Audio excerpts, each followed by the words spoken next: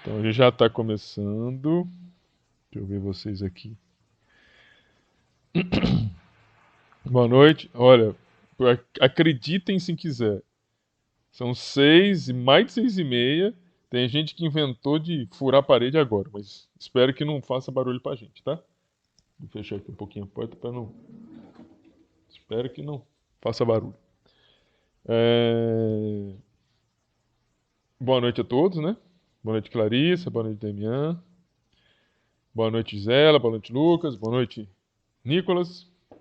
A ideia hoje da nossa aula é que a gente possa.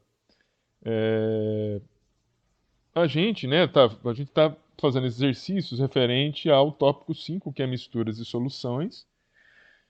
E, e nesse tópico, depois que a gente viu, né, a parte teórica, nós estamos fazendo a resolução de exercícios. E parte desses exercícios, a gente já fez muitos deles, a gente vai terminar, tem 2 exercícios da lista. Depois eu vou resolver a prova, né, do gabarito da prova, mostrar para vocês. E depois a ideia é fazer a terceira prova, o modelo de terceira prova para vocês. Tá bom? Claro que não vai dar para fazer tudo, provavelmente vai terminar isso daí na próxima aula. Eu vou ver como que vai caminhar a aula hoje. E aí a gente vai. Lembra que eu falei para vocês que tem a questão da apresentação do trabalho, se vai ser dia 9 ou dia 16. Aí a gente acerta essas paradas de sucesso aí. Só,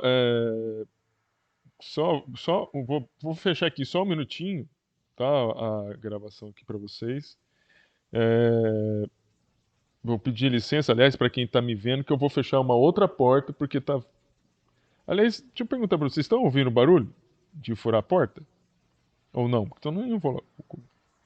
Pode escrever no chat, estão ouvindo? Tá bom, tá ótimo. Ah, então eu vou começar aqui. Não é isso aqui é depois. Nós vimos então. Boa noite, Patrício. Nós vimos na aula passada, resolvemos na aula passada do primeiro, daqui, né? Nós fizemos do primeiro até o 8º exercício, aliás, até o 7º exercício, a 7ª questão. Nós estamos no 8º exercício aqui da lista, que nós vamos começar agora. Estamos falando sobre cálculos de concentrações de soluções, estequiometria e etc. Aqui é um fuzê de várias coisas. É uma miscelânea que a gente tem que aprender a trabalhar, né, com essa questão de estequiometria e soluções. Vamos lá, questão 8. Espero que vocês estejam enxergando bem. Uma amostra de 100 ml de uma solução de sulfato de prata a 0,10 mol por litro foi misturado a 200 ml de uma solução 0,50 mol por litro de nitrato de prata. Qual a concentração em mol por litro de prata presente na solução final? Então, vamos lá.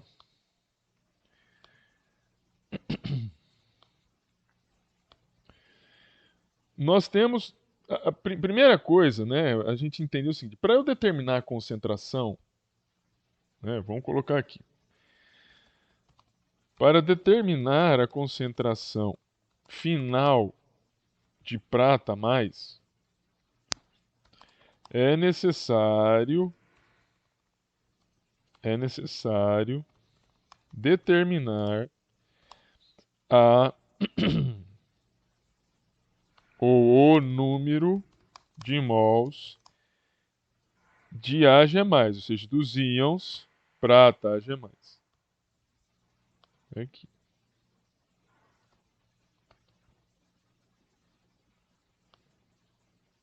É necessário determinar o número de mols total de Ag+, ou dos íons Ag+. Isso que eu escrevi significa o seguinte: o número total de mols, né? Então, o número de mols de Ag+ na solução, ele é igual ao número de mols que são provenientes do Ag2SO4 mais o número de mols. Desculpe, né? Eu tenho que melhorar isso aqui. É o número de mols de Ag mais provenientes do sulfato de prata, mais, não é igual, o número de mols do cátion ou do íon prata proveniente do nitrato de prata.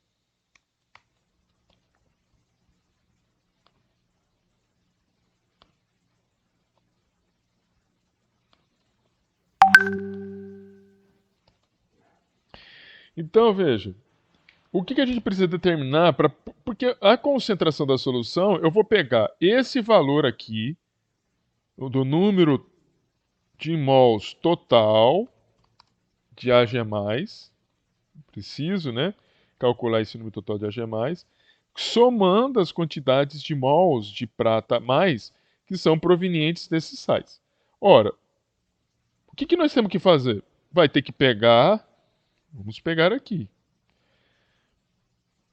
Eu tenho que fazer uma equação química para ver o quanto essa espécie libera de íons Ag+.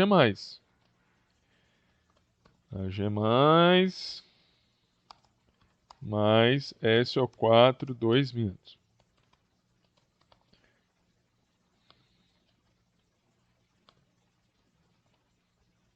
Ups.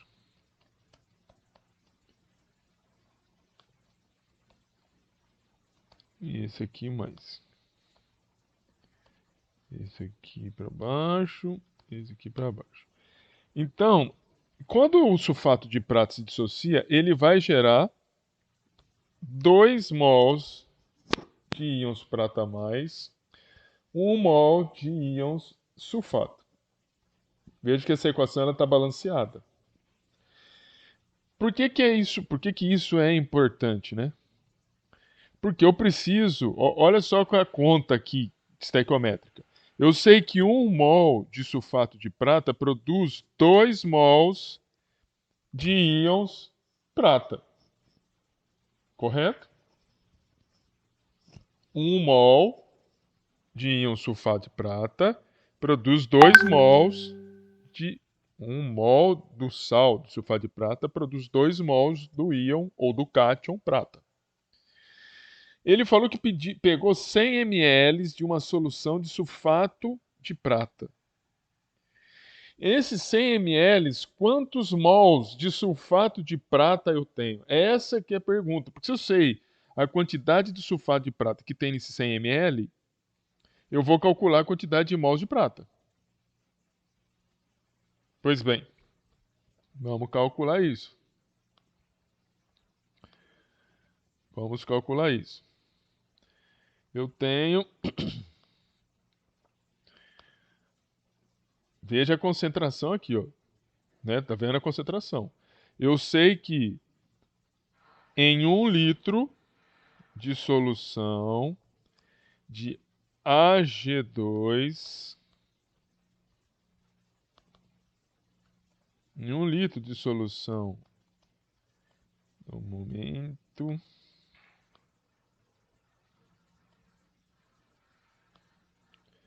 um litro de solução de sulfato de prata, eu vou ter 0,10 mols de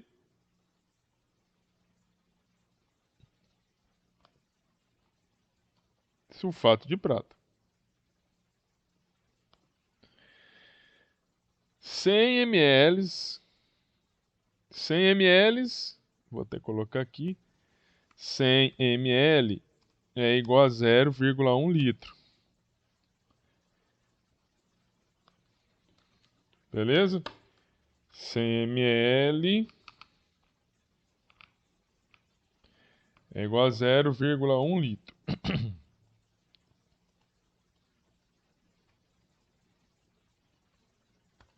E esse 0,1 litro equivaleria a quantos mols de sulfato de prata? Nós vamos fazer uma multiplicação em cruz. 0,1 vezes 0,1. Isso daí vai ser 0,01 mol de sulfato de prata. Bem, então vocês vejam bem o seguinte. Eu sei que eu peguei 100 ml dessa solução, 0,10 mol por litro. 1 ml, aliás, 1 litro dessa solução tem 0,10 mol de sulfato de prata. Eu peguei 100 ml, então 100 ml, que é 0,1 litro, equivale a quantos em mols de sulfato de prata? 0,01 mol de sulfato de prata.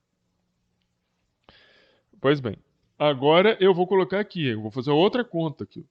0,01 mol de sulfato de prata produziria quantos mols de prata? X. Basta multiplicar por 2. 0,02 mol de íons prata. Então, aqui eu sei, por meio desse sal, que nós vamos produzir, ou vamos dizer assim, em 100 ml que eu peguei dessa solução, vão existir 0,02 mols de Ag+.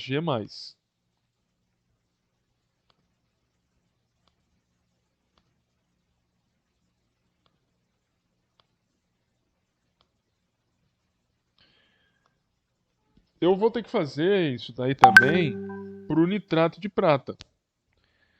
Mesma coisa.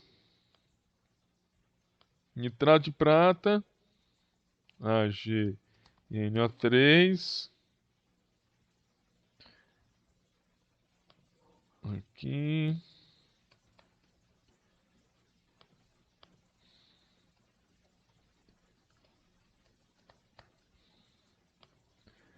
Nitrato de prata. Ah, não. É aqui mesmo. Ele, quando se separa, vai gerar G+, mais NO3-,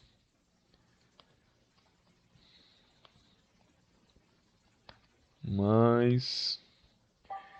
E aqui já está balanceado.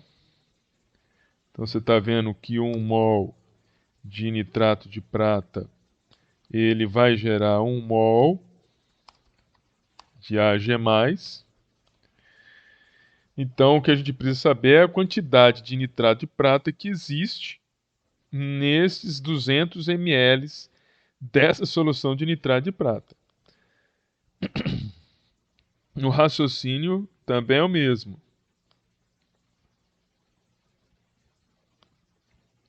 Em 1 litro,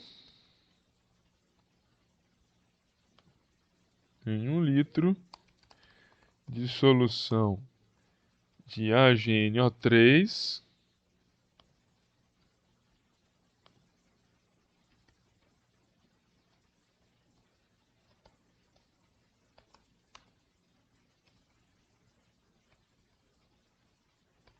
eu terei, deixa eu ver a solução, a concentração, 0,50 mol por litro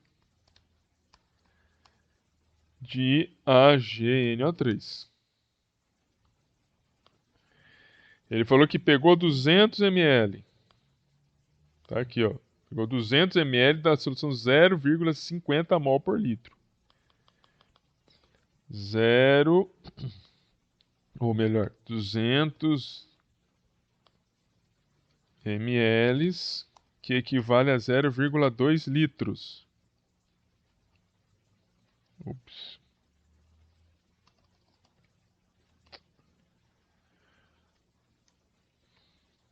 Isso aqui vai equivaler a quanto em mol, esses 0,2 litros? 0,2 litros vezes 0,50 vai ser igual a 0,1 mol de AgNO3. Se eu tenho 0,1, ó, já passei aqui para fazer a conta do lado, é o mesmo raciocínio que a gente fez lá em cima. 0,1 mol de nitrato nitrato de prata, quantos mols de íons prata vou ter? Mesmo número, 0,1 mol de prata a mais. Diante disso, você vai fazer a conta do número de mols total do Ag+.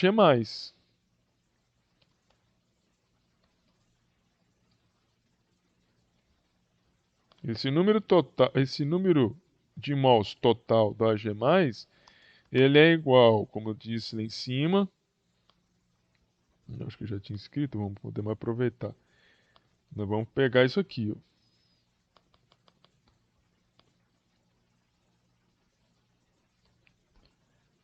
Número de mols total da prata mais é igual ao número de mols da prata proveniente do sulfato de prata, mais o número de mols total da prata mais proveniente do nitrato de prata.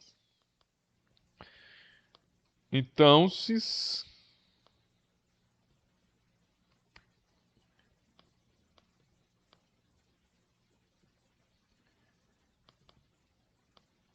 qual que é o número de mols proveniente do sulfato de prata? 0,02 mol. Aqui eu tenho que fazer a mesma coisa.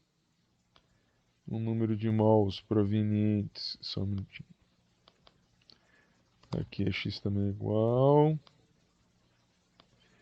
Essa aqui é a quantidade de prata provenientes do nitrato de prata. Então, o número de mols provenientes do sulfato de prata é 0,02 mols, mais 0,1 mol proveniente do nitrato de prata. Então, veja que o total de número de mols é 0,12 mols. Esse é o número total. Bem, nós achamos o número total. Ele está perguntando na questão qual a concentração em mol por litro de prata mais presente na solução final. A solução final tem como volume 200 ml mais 100 ml. Então tem como volume final 300 ml. Então vamos lá. A concentração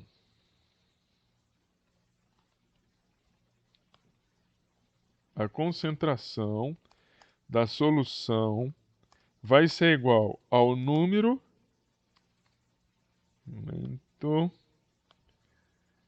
vai ser igual ao número total, ou número de mol total de Ag+, dividido pelo volume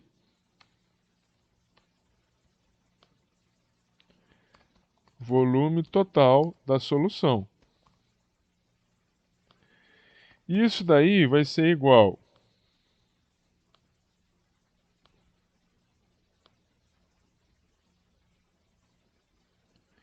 número total de mols número total de mols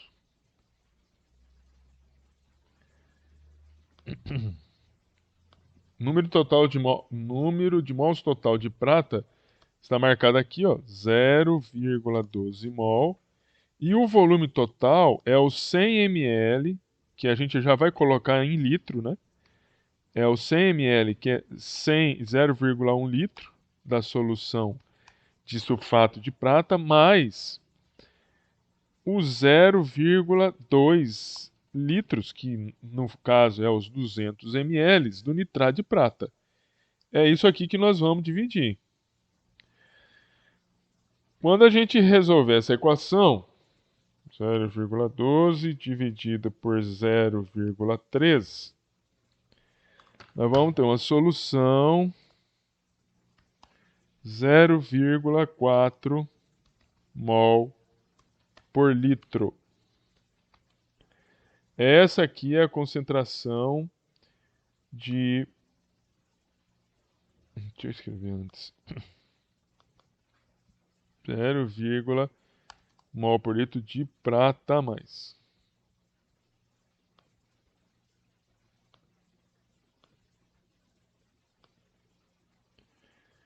Então, assim, recapitulando aqui o que a gente fez.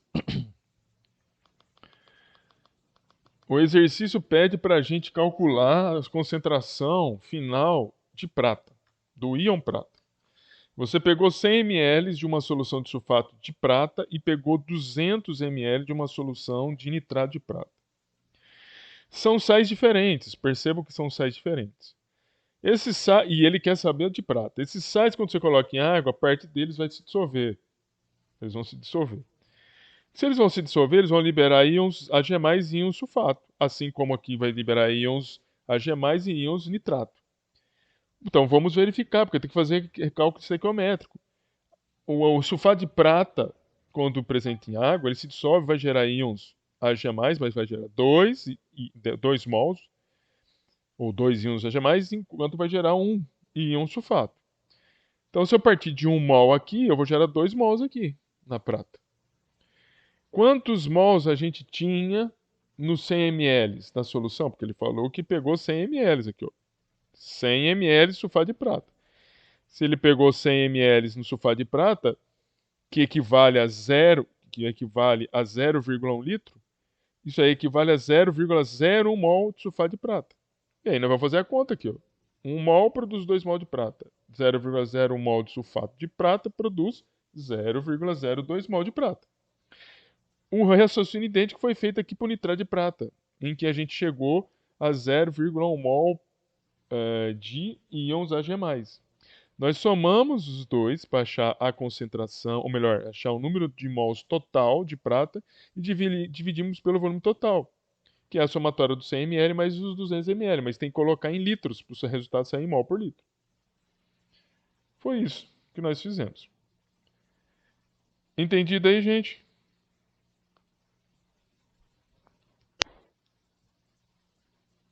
Entendido, moçada? Você vê que é uma mistura. Estou calculando concentração e estou fazendo estequiometria junto. Beleza. Vamos para o último exercício aqui.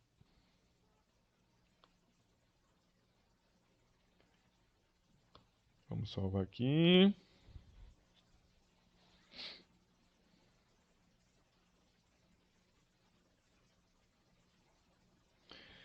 Olha lá. Determine nas reações abaixo os estados de oxidação de cada elemento ou íon, quem é o agente oxidante, quem é o agente redutor e o par redox, identificando quem está reduzindo e quem está oxidando. Muito bem. Vou colocar aqui a reação. 2 Al, 2 alumínio, sólido, mais 6H+, aquoso,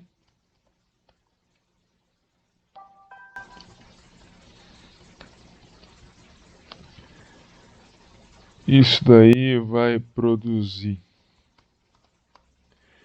2 íons alumínio 3+,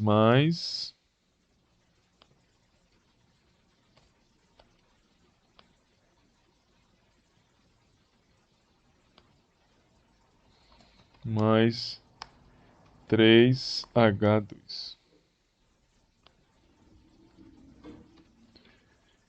Esse aqui no estado gasoso.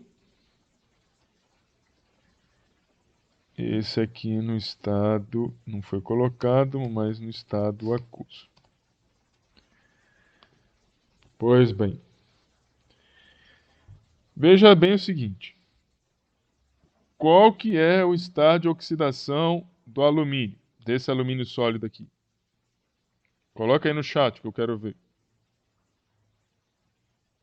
Coloca aí, qual que é o estado de oxidação? Aliás, você já pode colocar direto aí que eu vou ver todos. O estado de oxidação do alumínio, o estado de oxidação do H+, o estado de oxidação do Al3+, e o estado de oxidação do H2. Escreve aí, por exemplo, alumínio é igual, aí você coloca o número. O hidrogênio H+ é igual a tanto. O Al3+ é igual a tanto. E o H2, esse último aqui, é igual a tanto. Coloca aí que eu vou ver. Quero ver se vocês estão bons de estado de oxidação?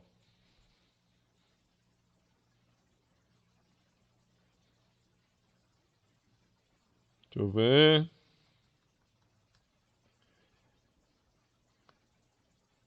Cadê vocês, gente? Coloca aqui, pô. Tamo mesmo, hein? Misericórdia. Quero saber o estado de oxidação. Coloca aí o estado de oxidação disso aqui, ó. Do alumínio sólido. Qual que é o estado de oxidação dele? Escreve aí no chat.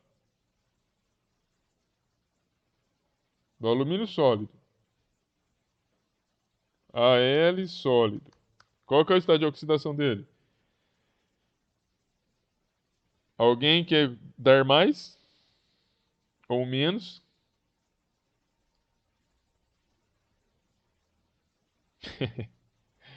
Olha só. Quando você tem uma espécie simples, no estado sólido, o estado de oxidação dela. É que isso daqui é decoreba. O NOx, o estado de oxidação é zero. Então aqui, o estado de oxidação aqui é zero no NOx. Então aqui o NOx é zero. Zero. Aqui o NOx é do próprio elemento, é do próprio íon. É a carga do próprio íon. Então, se aqui a carga é mais, então aqui só pode ser mais um, ou seja, é 1. Aqui também é o NOx do íon, do elemento simples. Quando você tem íons monatômicos, o NOx dele é a carga dele. Então aqui o NOx, talvez o Damião, por isso que ele colocou 3, aqui o NOx é igual a 3. E aqui, quando você tem uma substância simples, como essa aqui, isso aqui é uma substância simples em estado sólido. Essa aqui também é uma substância simples, feita para um único elemento, no estado gasoso. Zero também, NOx zero. Então, você veja, na verdade isso aqui é maiúsculo, né? Então, você veja bem, o alumínio, ele está saindo aqui de zero, e está indo para pegar um NOx 3 mais. O H está saindo de um NOx 1 para poder pegar um outro NOx 0.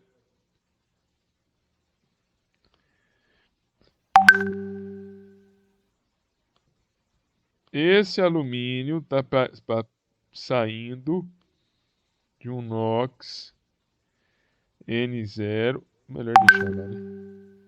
Deixa ele aqui.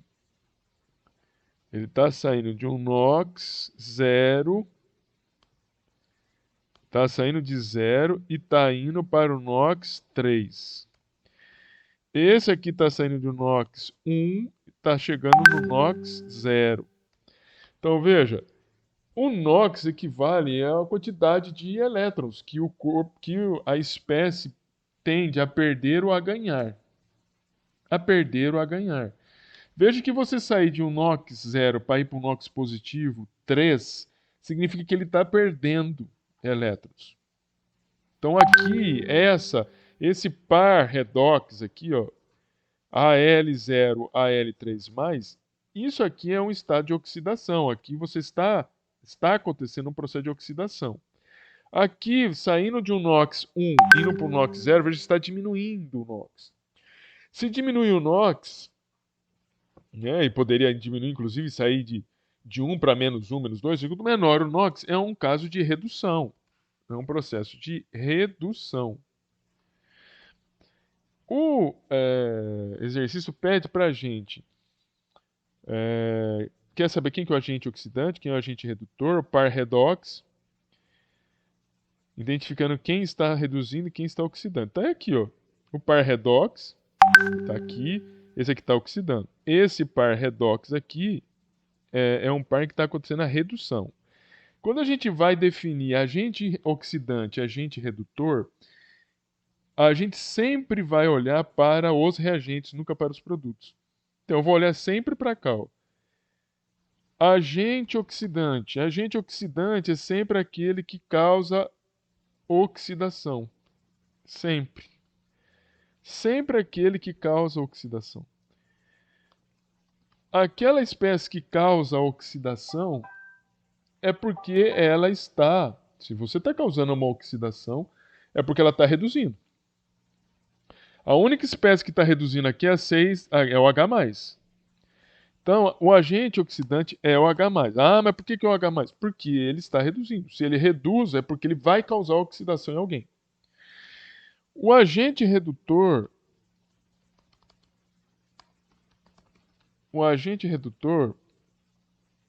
ele causa redução. Vai provocar redução numa espécie. Causar uma redução numa espécie, ele causa a redução é porque ele está oxidando. A única espécie que está oxidando aqui, nos reagentes, é o alumínio sólido. Então, aqui, o alumínio. Então, aqui você tem o agente oxidante, o agente redutor e os pares redox. Está aqui os pares redox. Né? E o que mais que ele pediu? Estado de oxidação já colocamos. Enfim, resolvemos tudo. Vamos pegar outra equação. Deu uma outra. Aproveitar isso aqui.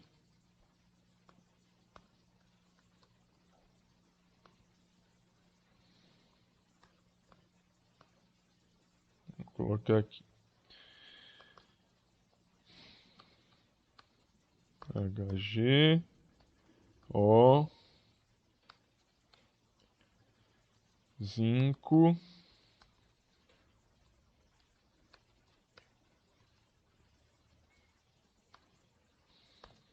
H2, O,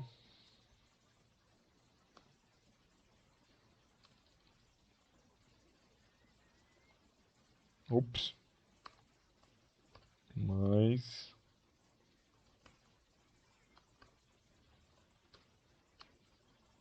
zinco, OH2, mais HG. Bem, como que a gente determina o NOx dessa espécie? Veja que aqui não é uma espécie simples. Não é uma espécie simples. Que é uma molécula. Então, a gente... Vamos fazer aqui.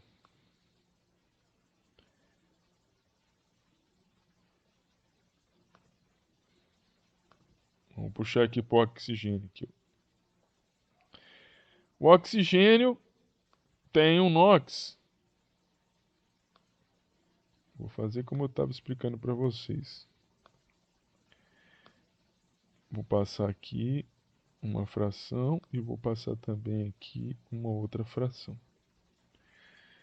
E vou puxar depois aqui o do mercúrio. Veja, o NOx do oxigênio, em geral, é -2. Ou seja, são duas cargas negativas. Acontece que eu tenho só um átomo de oxigênio. Então, se eu tivesse 2 átomos de oxigênio, eu multiplicava esse número -2 por 2. Ficaria -4 e eu colocaria aqui em cima esse -4. Acontece que ele só tem um átomo. Você vai falar para mim, por que esse -2 saiu da onde? Porque o átomo de oxigênio, quando você pegar o número atômico do átomo de oxigênio, você vai ver que na camada de valência existirão 6 elétrons. Ele precisa de ganhar mais 2 elétrons. Esse -2 significa que o oxigênio precisa ganhar mais 2 elétrons para poder apresentar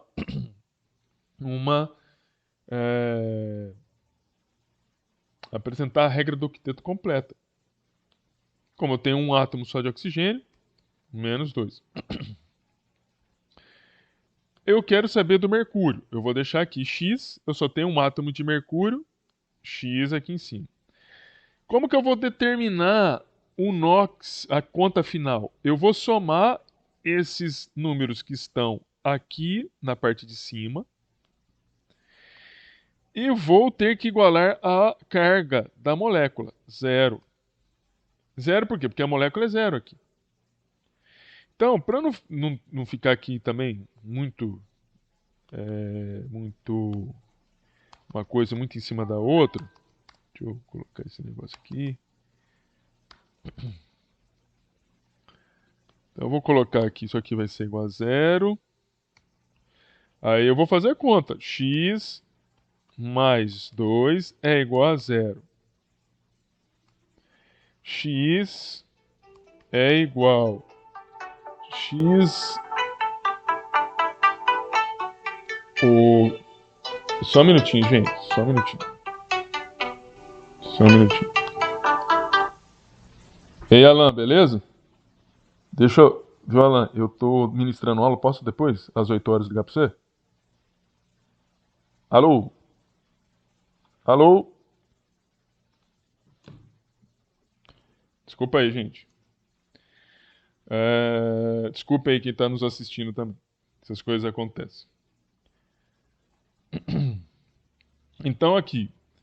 X vai ser igual a menos 2. Então, o que é esse x igual a menos 2? Está falando que é, o NOx, né? Está falando que o NOx, ele, no NOx, né, do mercúrio, é menos 2. Então, o NOx do oxigênio é menos 2 e o do mercúrio é menos 2. Muito bem. Aqui é o NOx do mercúrio. Vou fazer aqui do zinco. O zinco, veja, ele está sozinho. Não está escrito aqui, mas esse zinco, do jeito como ele está na molécula, eu vou até colocar aqui, né, que um NOx aqui do zinco é igual a zero. NOx do zinco igual a zero.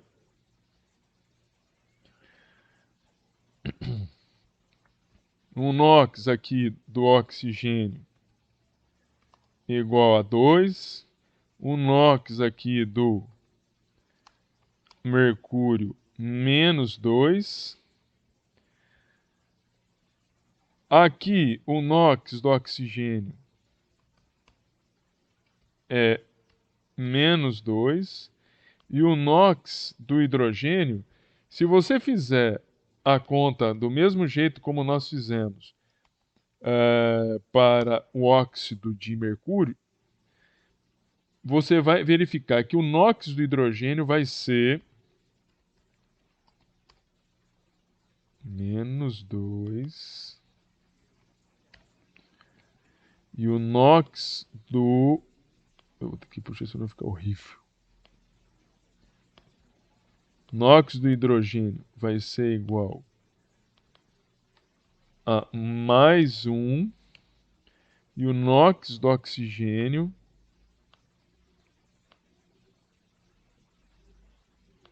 menos 2. Aqui é o NOx do zinco. Zero, porque ele é um sólido, ele está no estado sólido. NOx zero. Aqui é o NOx. Deixa eu puxar aqui também para ficar bem.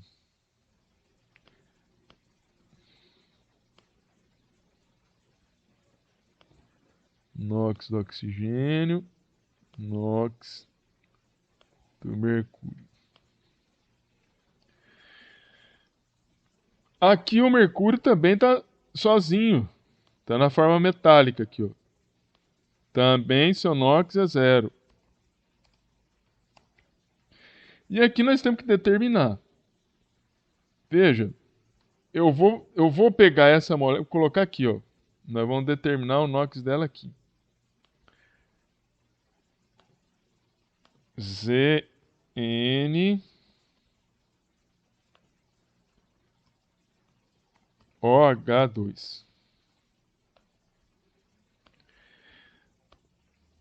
Pois bem, nós temos aqui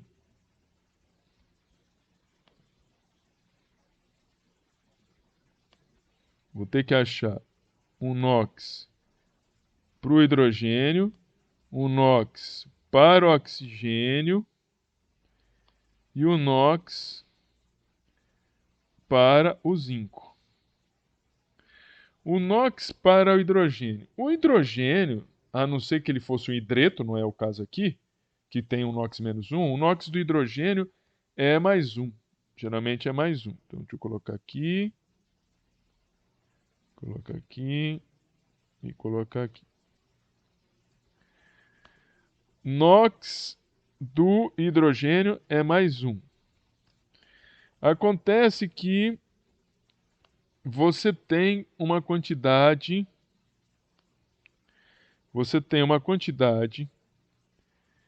de hidrogênios aqui. Tá vendo que tem o número 2 aqui fora? Você tem dois hidrogênios. Então aqui vai ficar em cima mais 2. Oxigênio é menos 2. Eu tenho uma quantidade de oxigênio aqui duas vezes. 2 vezes menos 2, menos 4. Aqui eu não sei, eu preciso achar o zinco. X. Eu tenho quantos zincos? Um só. Então vai ficar X aqui em cima. E eu vou somar essas quantidades. E a somatória dessas quantidades tem que ser igual à carga da molécula. Veja que a carga da molécula é zero, porque ela não tem carga, ela não é um cátion ou um ânion. Então eu vou somar aqui x mais, aliás, menos 4 mais 2, x menos 4 mais 2, isso aqui é igual a zero. X é igual a menos 2, que é igual a zero. Fiz a conta aqui, ó. Menos 4, menos 2 dá menos 4 mais 2 dá menos 2. X é igual a 2. Então, esse x aqui, ó, é igual a 2.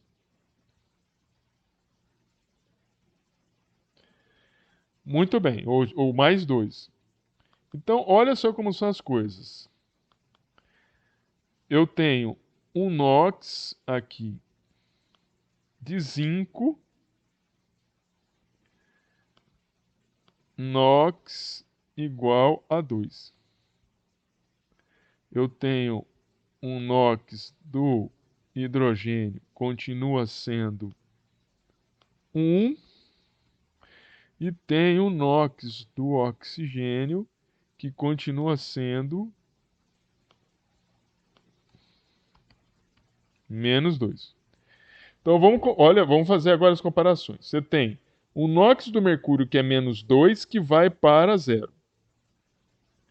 Então, isso aqui a gente já encontrou um par. Você está saindo de menos 2, está indo para zero. Eu acho que. Vou fazer um negócio aqui para facilitar.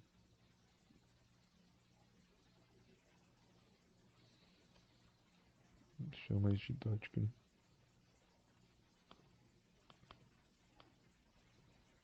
Não vai ficar muito feio.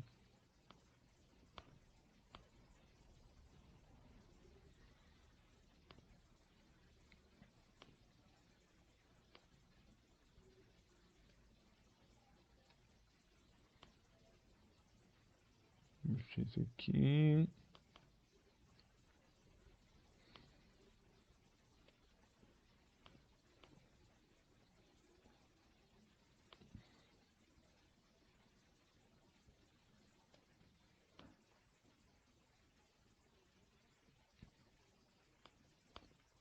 Isso aqui. Só um minutinho, gente, que eu só estou fazendo para deixar para ficar melhor para vocês.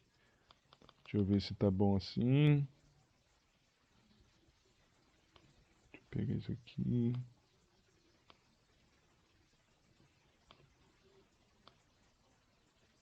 Agora vai ficar melhor para a gente fazer a comparação. Vamos deletar isso aqui. Vamos deletar isso aqui. Isso aqui. E isso aqui. Aqui NOx é menos 2, aqui é o NOx. Agora vai ficar melhor. Olha só.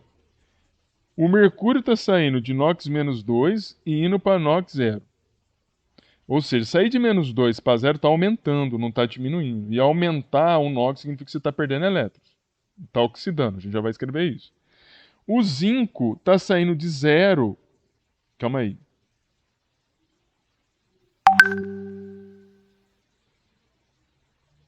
O zinco está saindo de zero e está indo para 2. É isso aqui mesmo, gente? Ô, professor, Ah, aqui, eu acho que você errou no NOx do do HG, zinco? por causa que o NOx do oxigênio é menos 2. Ah, é verdade, claro. Tá muito errado. Misericórdia. Menos 2. Ai, claro, na conta aqui, ó. Nossa senhora, pelo amor de Deus, gente. Claro. É a idade. Obrigado. O NOx do. Só pode, né? O NOx do mercúrio tá saindo NOx 2, ou seja, 2 e indo para zero. Agora tá certo. Você tá tendo uma diminuição. Se está diminuindo, ele está reduzindo. O zinco, que está com NOx zero, está indo para NOx 2. Ele está aumentando, ele está oxidando. Então, veja. Partir aqui. Aqui. Aqui.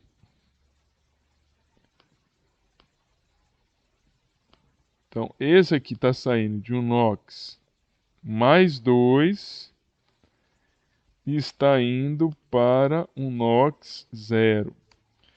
Veja, para ele sair de dois positivo para zero, ele diminuiu. Então ele está sofrendo uma, uma redução. Se você sai, como está vendo aqui o zinco, sai aqui de zero e vai aqui para 2.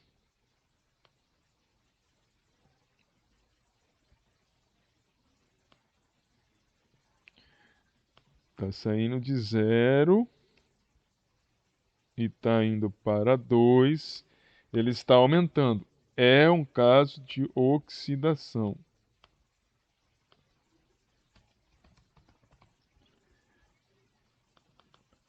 Bem, então a gente já descobriu os pares redox aqui. Um par redox, a gente aqui você tem que falar o par redox sempre olhando para a substância. Então, um par redox é o óxido de mercúrio e o mercúrio, e o outro é o zinco com hidróxido de zinco. Ele pergunta também quem que é o agente oxidante ou agente redutor. Agente oxidante. Agente oxidante é aquele que causa oxidação. Se ele causa oxidação, ele vai reduzir. Quem está reduzindo, e essa pergunta você sempre faz olhando para os reagentes. Então, quem está oxidando aqui, o agente, aliás, né, quem está reduzindo aqui é o óxido de mercúrio. Ele está reduzindo, portanto, causa oxidação. Se ele causa oxidação, ele é agente oxidante. No caso contrário, o agente redutor é aquele que causa a oxidação. Ou seja, o agente redutor, aliás, ele causa a redução, mas se ele causa a redução, ele está oxidando. Quem está oxidando é o zinco. Ele está sofrendo uma oxidação e está causando a redução.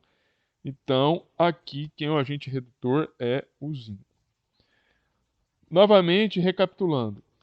Para a gente responder esse exercício, você precisa achar o NOx, verificar quem está ganhando e quem está perdendo elétrons. Veja que o oxigênio sempre é menos 2, olha, não está mudando. Veja que o hidrogênio é sempre mais 1, olha, não está mudando. Veja que o mercúrio está mudando, ele está saindo de mais 2 e 0. E prestar bastante atenção na conta, porque você pode ver que a gente pode levar a um resultado errado. Você vê que eu coloquei x mais menos 2, e aí quando você faz essa continha, se você esquecer o sinal aqui, já é óbvio, né? E sair de mais 2 para zero, esse processo de redução do NOx equivale a ganhar elétrons. A ganhar elétrons. O fato de você aumentar o NOx, como essa parte de baixo, significa perder elétrons. Aqui é um processo de redução, aqui é um processo de oxidação. Quem reduz causa a...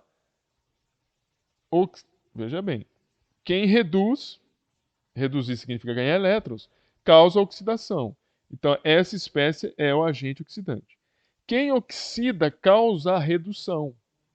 É um agente redutor, então. Cadê os senhores? Tudo bem aí?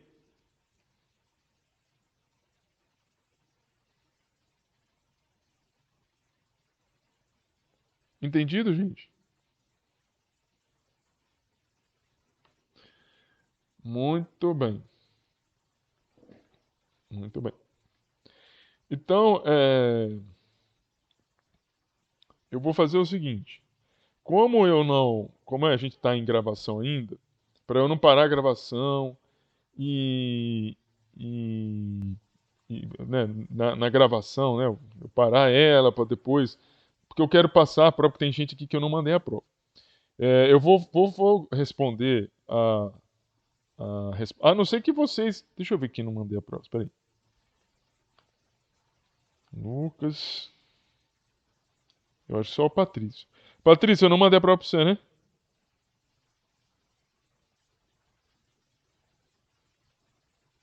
A segunda prova, né? Que eu acho que os demais eu mandei. É. É... é porque é o seguinte: se eu for começar a correção da prova, você não tá com a prova aí contigo, né? É só por causa disso. Eu vou fazer isso daí depois do intervalo, que aí eu faço a correção da prova. Ou melhor, você se importa se eu fizer a correção da prova e depois te mandar depois do intervalo? Você se importa? Eu acho que a gente não vai conseguir corrigir a prova tudo antes do intervalo, não. Ah, beleza. Já ajuda, já. Então eu vou pegar aqui. Nós terminamos. A ideia é eu fazer a correção da prova. E, e depois aí eu vou fazer a correção da terceira prova. Acho que a gente não consegue fazer a correção da terceira prova tudo hoje, mas se começarmos, já ajuda. Veja bem, aqui eu tenho a resolução da primeira prova, da segunda prova, aliás. Ela diz o seguinte: a figura abaixo representa a célula. Bem, primeira coisa, essa segunda. Antes de eu fazer a correção, cadê vocês? Essa segunda prova, eu não acho que ela estava difícil. Eu não sei o que vocês podem falar para mim. Na minha concepção, e as notas mostram isso, vocês foram melhor do que na primeira. Mas teve gente que perdeu pontos por besteira. E tem uma coisa também que eu preciso falar para vocês. Tem uma questão que eu não tirei ponto de quem. É uma questão, se eu não me engano, a questão de preparo. Era uma questão que a gente precisava, essa questão aqui. Vamos passar para ela. Vamos, meu filho. Essa questão aqui. Ó. Essa questão em particular, essa terceira, a gente já vai chegar nela. Essa questão tinha uma particularidade. Tinha uma particularidade que a gente acabou não falando, e eu só na hora de resolver aqui o gabarito, que aí eu vi que precisava, né, de ter pelo menos mostrado isso aqui para vocês, que é um detalhe, tá? Mas que, assim, acaba, pode, se a pessoa não prestar atenção, vai acabar, sabe, mostrando uma estrutura de Lewis que não é correta. Mas mesmo assim eu levei em consideração, tá, a estrutura de Lewis que vocês fizeram. Né? Eu não levei isso que eu estou falando para vocês, esse detalhe, eu não levei para tirar ponto não, tá? Eu já estou falando aqui. Tirando isso, todas as outras questões, elas foram questões que foram discutidas na prova, tá? na prova, na prova que eu fiz com vocês, enfim. Vocês vão ver que não teve, assim, realmente não foi uma prova para ferrar ninguém, não. E a maioria foi bem. Então veja bem. A primeira questão diz o seguinte: a figura abaixo representa a célula unitária do titanato de bário, conhecida também por perovskita. Deu o número de coordenação do íon titânio 4+, o número de cátions titânio 4+, do cátion bário 2+, e do ânion O2- presente no retículo, e a proporção mínima entre os íons titânio 4+, bário 2+, e O2- na célula unitária. Então, a primeira coisa, o número de coordenação. O que é o número de coordenação? É o número de átomos, está pedindo o número de coordenação dessa bolinha verde. É o número de átomos que está ao redor dele. Se você verificar aqui, está até riscado aqui, ó. 1, 2, 3, 4, 5, 6. Então, o número de coordenação do titânio é 6. Depois, ele pede para a gente calcular o número de cátions e de ânions que estão presentes nesse retículo. O número de cátions, vamos lá, o titânio. Eu tenho um titânio aqui no centro. Não tem, ele é inteiro, está dentro da célula unitária, então é igual a 1. O número de cátions, o bário está nos vértices. O que acontece? No vértice, eu tenho 8 bários no vértice, só que cada uma dessas bolinhas corresponde a 1/8, ou compreende, ou ele contribui com 1/8 para essa célula unitária. Então, eu multiplicando 8 bolinhas que estão no vértice e a contribuição dele aqui é 1/8, isso equivale a 1 cátion bário. Como se eu tivesse um. Ou seja, se eu pegasse essas 8 bolinhas, tirasse elas e colocasse um bário mais o bário 2+, isso equivaleria, ou equivale, você está entendendo? A contribuição de cada uma dessas 8 bolinhas para essa célula unitária. E o ânion O2-, que são esses ânions que estão desenhados aqui em vermelho ou laranja, eles se encontram na face, todos eles estão na face. Veja que eles são até meio que riscadinhos aqui, eles estão na face, embora poderia aparentar que está aqui no interior. Eu também levei em consideração isso, né? Teve uma pessoa, se eu não me engano, que achou que essas dois estavam no interior. Também levei em consideração. Mas eles não estão, eles estão na face, ambos estão na face. Então, diante disso, o que é uma coisa, como que você vê que esses dois aqui estão na face, esses dois? É só você ver o quadrado aqui, ó. Você está vendo aqui lá no fundo, o quadrado, você vê que a bolinha está no meio do quadrado que está no fundo. Essa bolinha aqui está no meio desse aqui, ó. Esse ficaria também, está no meio, mas, enfim, talvez seja um pouco mais fácil você observar. Bem, eu tenho 6 na face vezes 1/2, multiplica, vai dar 3 ânions. Ora, você tem 3 ânions O2-, 1 cátion bário mais e 1 titânio 4+. Então, a proporção mínima só pode ser bário, titânio, O3. É isso, né? Mas eu aceitei as trocas também, as inversões também não. Isso aqui eu não descontei, não. Alguma dúvida nisso?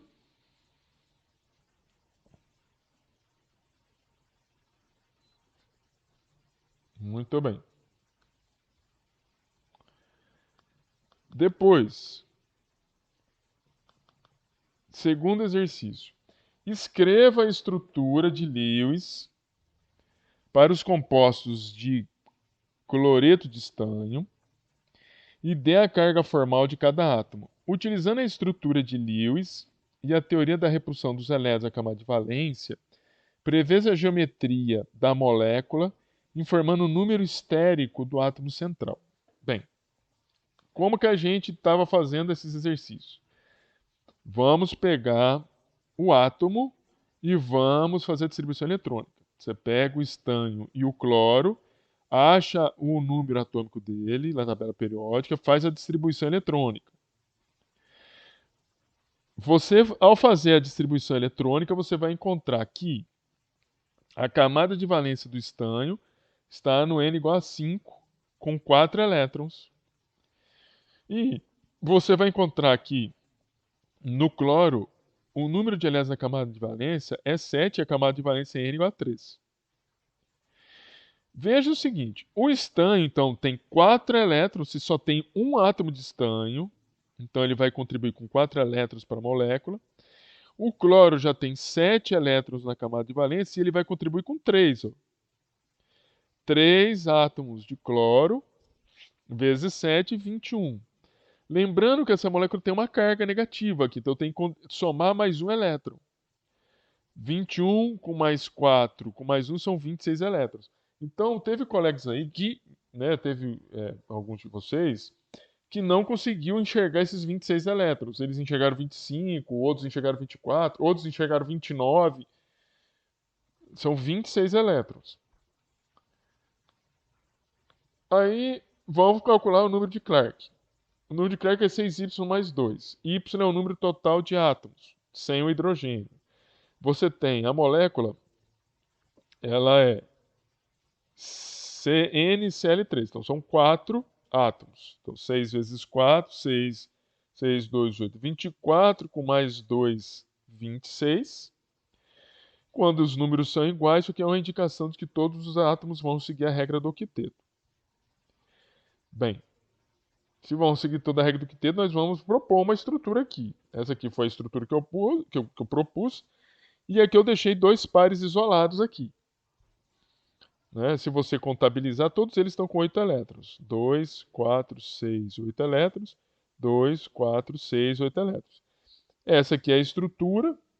Né? Muitos de vocês não... Quando é cátion ou ânion, tem que colocar esse colchete, a carga.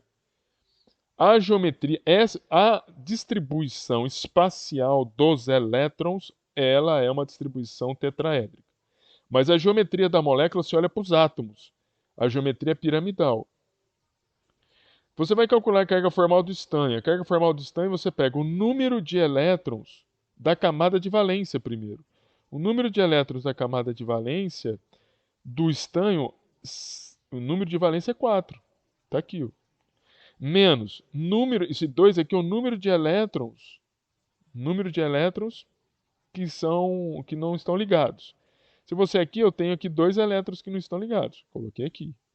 Aí eu vou pegar o número de elétrons compartilhados do estanho. 2, 4, 6. 6 dividido por 2.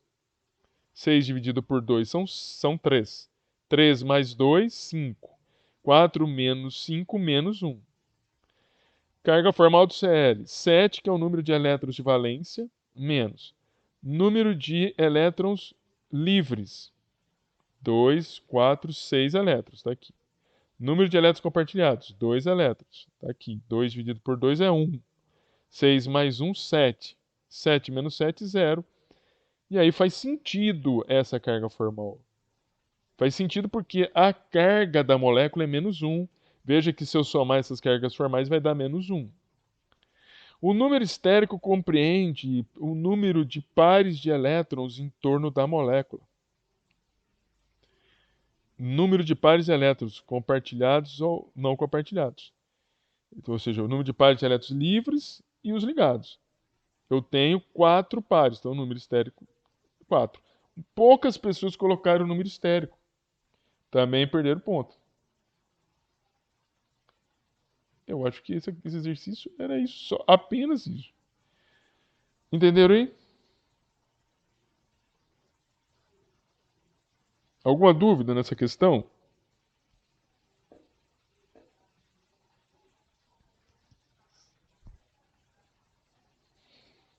Beleza. Se tiver dúvida, fica à vontade, tá, gente? Pra vocês perguntarem. Tem essa terceira questão que tem uma particularidade. Vamos ver aqui, que é importante você saber. Esse aqui é o hipoclorito. Deixa eu ver. Não. Ai, meu Deus. É o perclorato. Perclorato. Você tem o clorato, se for ClO3 menos, e esse aqui é o perclorato, ClO4 menos. Então, preveja os tipos de orbitais híbridos utilizados nas ligações do átomo central, os ângulos de ligação e a geometria. Desenhe a molécula para a molécula ClO4-. Mostre como se dá o processo de hibridização e quais orbitais foram hibridizados. Então, aqui você tinha que fazer tudo. Você tinha que montar a molécula, né, a estrutura de Lewis, dar o ângulo de ligação, a geometria.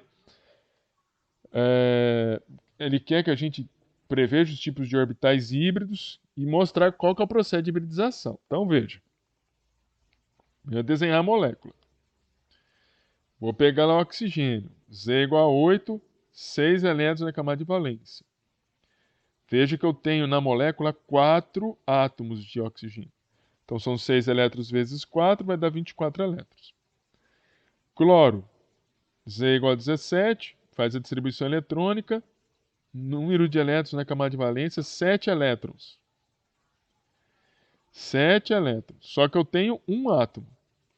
7 elétrons vezes um átomo de cloro são 7 elétrons. A molécula tem carga? Ela tem carga negativa. Então, mais um elétron. Isso aqui matou, porque o pessoal não lembrou que tem que colocar esse elétron. 24 mais 1, 25. Com mais 7, 32 elétrons. Então, o número de Clark aqui, vamos ver, isso aqui são o total de elétrons. O número de Clark vai ser 6 Y mais 2. O Y é o número de átomos menos o hidrogênio. Veja, eu tenho 4 átomos de oxigênio mais 1 de cloro. 4 mais 1, 5. 6 vezes 5 é 30. Mais 2, 32. Então, veja, 32 com 32 é indicativo de que todos os átomos seguem ou atingem a regra do octeto. Então, vamos construir. Vamos desconstruir a molécula. Quando você constrói a molécula, num primeiro momento você vai construir essa molécula aqui. Você veja que todo mundo está seguindo a regra do octeto. Todo. 2, 4, 6, 8. 2, 4, 6, 8. 2, 4, 6, 8. Ou seja, se você contabilizar, você tem os 32 elétrons. Quando você vai fazer a carga formal que dá o problema. Olha só a carga formal. E aí você veja que a estrutura seria essa aqui. Semelhante, inclusive, ao que você fez para o exemplo anterior. A diferença é que os elétrons aqui em cima não estão livres, tem um oxigênio aqui. E aí, se fosse essa estrutura, vamos ver a carga formal. Primeiro vamos ver a carga formal. A carga formal do oxigênio. O oxigênio tem 6 elétrons na camada de valência. Está aqui, ó, 6 elétrons. 6 elétrons menos número de elétrons livres. Ó, do oxigênio são 2, 4, 6 elétrons livres. Mais, além dos elétrons livres, você tem número de elétrons ligados. Tem 2 elétrons ligados. Então, 2 dividido por 2 é 1. 6 mais 1, 7. 6 menos 7, menos 1. Pois bem. O cloro, 7 elétrons na camada de valência, aqui.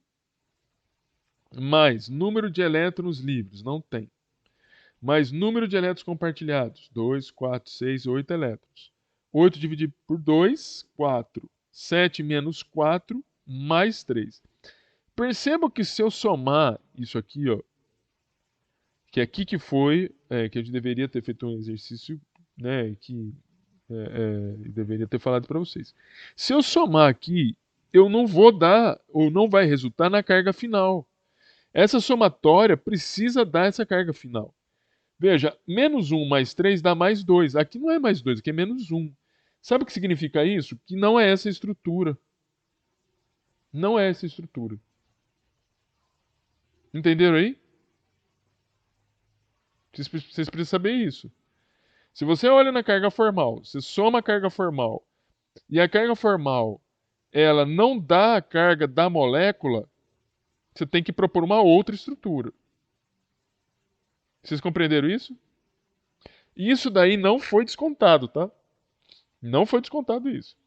Você vai ver que eu devo ter escrito assim em alguns de vocês, por consideração, tal, porque eu considerei o que a gente tinha conversado. A gente não pegou um exercício com essa complexidade. Aí, vamos continuar aqui. Então, eu vou ter que fazer uma outra estrutura. Veja, quando eu faço uma outra estrutura, eu vou ter que fazer uma outra estrutura. começa... Porque eu tenho que desenhar a estrutura. Eu não...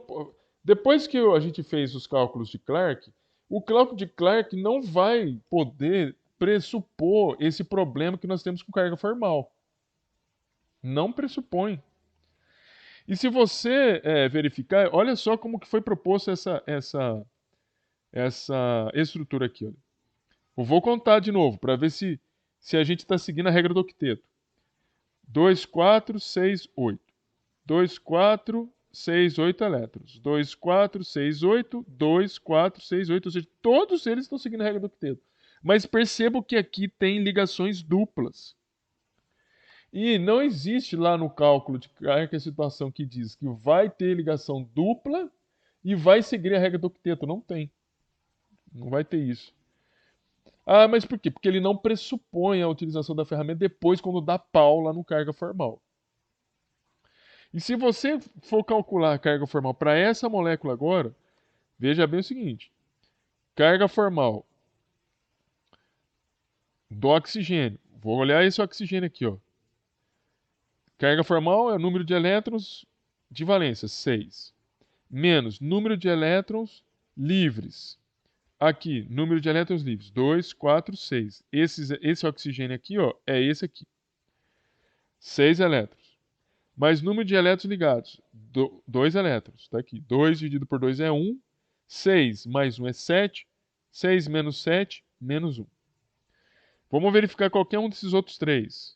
Número de elétrons na camada de valência é 6, menos número de elétrons livres. Está aqui, olha. 2, 4. 4 elétrons. Mais número de elétrons ligados, 2 e 4. Então, 4 dividido por 2 são 2. 4 mais 2 são 6. 6 menos 6, 0. Carga formal do cloro, 7, porque são o número de elétrons que está na camada de valência. Menos número de elétrons livres. Percebam que não tem elétrons livres. 0. Número de elétrons ligados. 2, 4, 6, 8, 10, 12, 14. 14 elétrons. 14 dividido por 2, 7. 7 menos 7, 0. Então, perceba o seguinte, se eu somar tudo, deu a carga da molécula. Novamente, nós tivemos que fazer uma nova estrutura, porque na somatória da carga formal não bateu a carga formal da molécula. Quando eu vou fazer uma nova estrutura, eu não consigo utilizar mais o método de Clark. Você veja bem que a molécula que eu criei aqui é uma molécula que atendeu a regra do octeto, que tem ligação dupla e que tem expansão da camada de valência do cloro. Ele tem os três ao mesmo tempo. Os três ao mesmo tempo. Então isso vocês não, a gente não discutiu isso, eu não descontei ponto, mas foi importante, inclusive, estar aqui,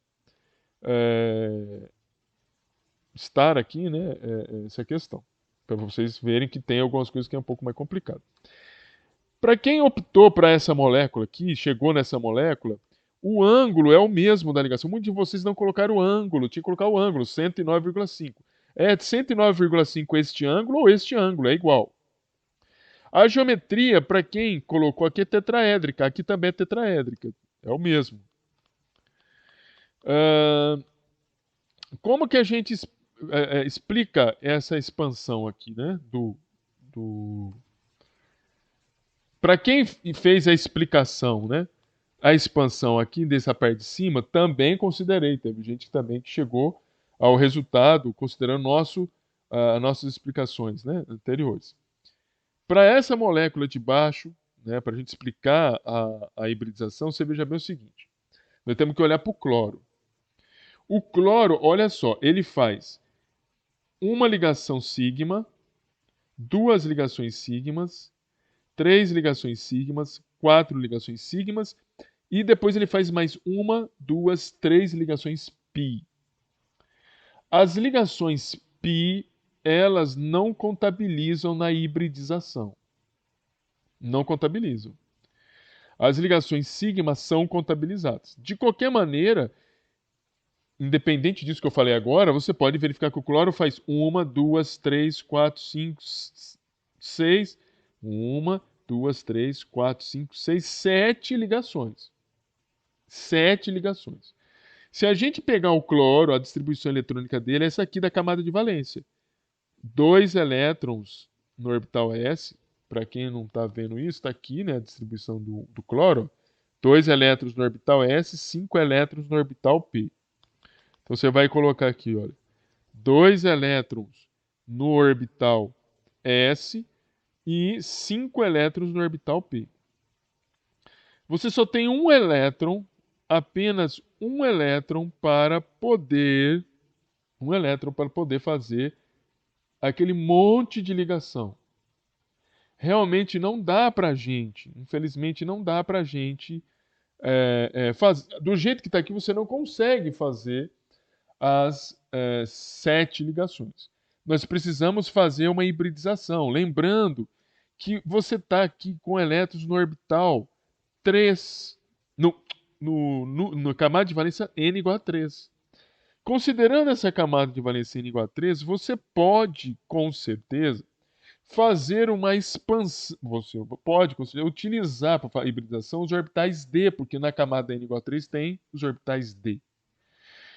Se eu usar os 3 orbitais D, lembremos, né, que você pode ter até 5 orbitais D. Se eu usar 3 orbitais D, eu posso tirar 1, 2, 3 elétrons e colocar cada um desses elétrons no orbital D. Veja aqui, olha, eu tenho 1, 2, 3,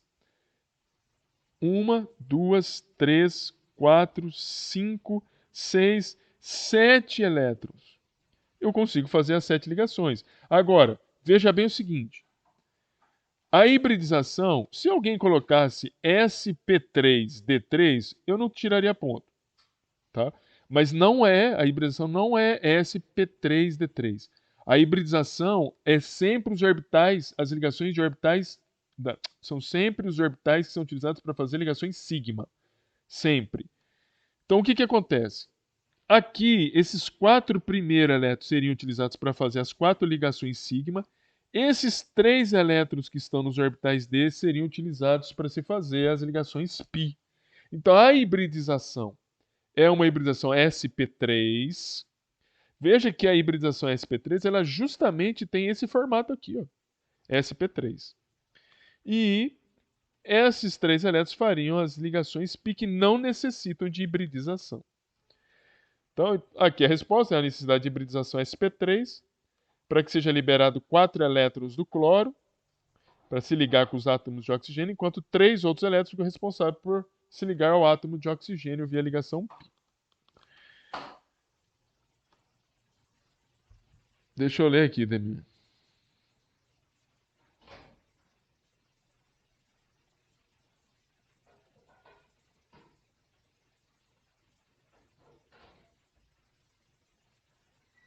Então, aqui, essa questão da hibridização é sempre o seguinte.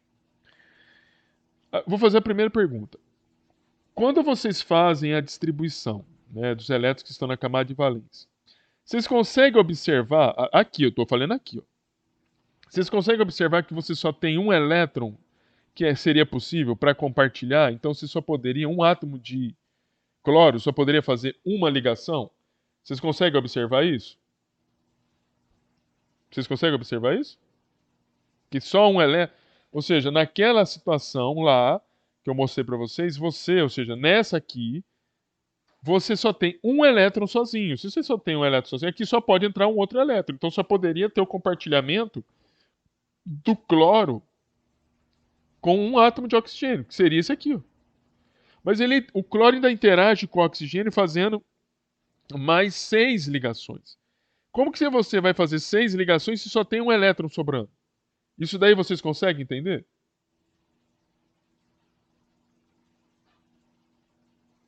Beleza. Aí, veja, ele tem que fazer 7 ligações. 7. Aqui em cima, bem, 7, né? Primeiro vamos com essa estrutura aqui, 7. 7 ligações, se você pegar 1, 2, 3, e a gente separasse... O fato da gente pegar esses elétrons, colocar em outros orbitais D, é porque na camada N igual a 3 tem orbitais D. Só que você pode ou não ocupá-las. Nós estamos pegando esses elétrons, colocando-os no orbitais D para liberar espaço para entrar esses elétrons dessas ligações. Só que, veja, aqui você tem ligações π e ligações sigma. A hibridização só acontece com as ligações sigma. 4 ligações. Então, essas 4 vão se hibridizar formando uma hibridização sp3 que tem esse formato de um tetraedro. Esses outros 3 elétrons vão fazer ligações π, que não tem hibridização. Se você fizesse aqui, você tem 4 ligações. 4 ligações. Muito bem. Aqui não dá para fazer 4 ligações. O que aconteceria? Fazer 4 ligações, se você colocasse... Deixa eu verificar um negócio aqui.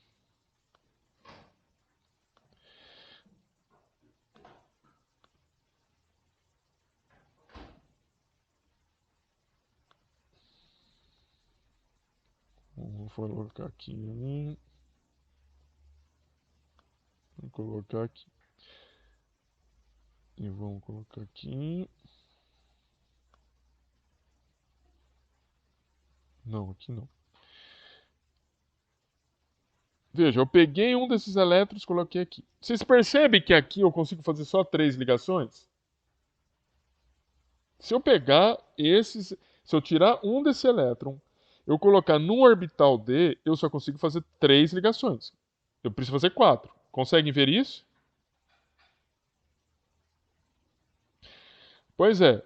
Se eu tirar mais um desse aqui e colocar aqui, eu vou ter 1, 2, 3, 4, 5 elétrons. 4 elétrons vão fazer a ligação e um elétron é esse elétron que está aqui negativo, entendeu?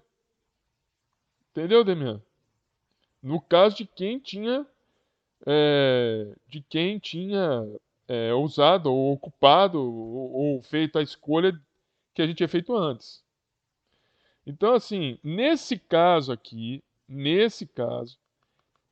seria sp3d2. Mas aqui a gente já comete um erro, porque as moléculas do tipo sp3d2, elas não têm esse formato aqui, ó. Né? Então, assim, eu considerei essa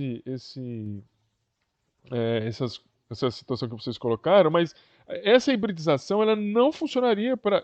Aliás, né? Não funcionaria para essa molécula aqui.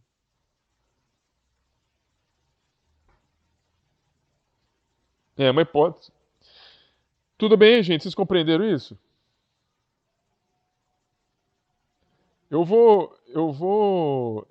Vocês têm alguma dúvida, alguma pergunta referente a essa questão? 3. Senão eu vou dar um intervalo e daqui a pouco a gente volta. Alguém tem alguma dúvida?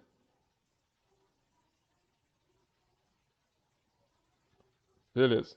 Vamos dar uma descansadinha uns 15 minutos, daqui a pouco a gente volta, tá bom? Se tiver dúvida, vocês falam comigo. Abraço aí. Estamos finalizando. Estamos aqui encerrando a primeira parte.